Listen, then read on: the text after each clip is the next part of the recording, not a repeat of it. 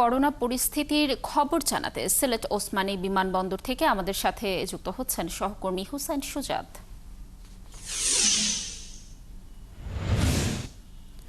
সুজাত, এয়ারপোর্টে করোনা প্রতিরোধে কি ব্যবস্থা নেওয়া হচ্ছে আর সচেতনতা বাড়াতে কর্তৃপক্ষের কোনো কার্যক্রম চোখে পড়ছে কিনা, আপনার কি তথ্য রয়েছে জানাবেন আমাদের।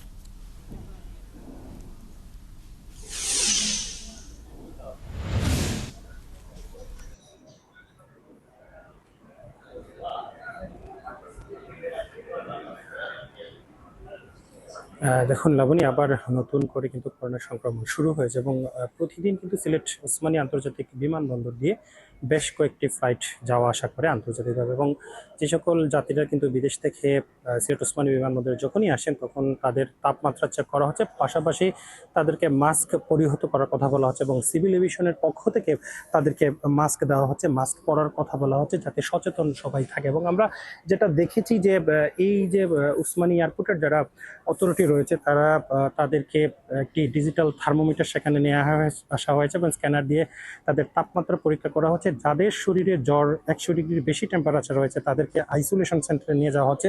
ওসমানী এয়ারপোর্টে কিন্তু একটি আইসোলেশন সেন্টার খোলা হয়েছে এবং তাদেরকে পর্যাপ্ত পরীক্ষা নিরীক্ষা শেষে যদি শরীরের অবস্থা বেশি খারাপ হয় তাহলে হাসপাতালে প্রেরণ করা হচ্ছে। আমরা একটু ওসমানী এয়ারপোর্ট কর্তৃপক্ষের সাথে কথা বলতে চাই। করোনার যে নতুন ভ্যারিয়েন্ট শুরু হয়েছে এটি মোকাবেলায় আপনাদের ওসমানী আন্তর্জাতিক বিমানবন্দরে কি প্রস্তুতি রয়েছে? ধন্যবাদ।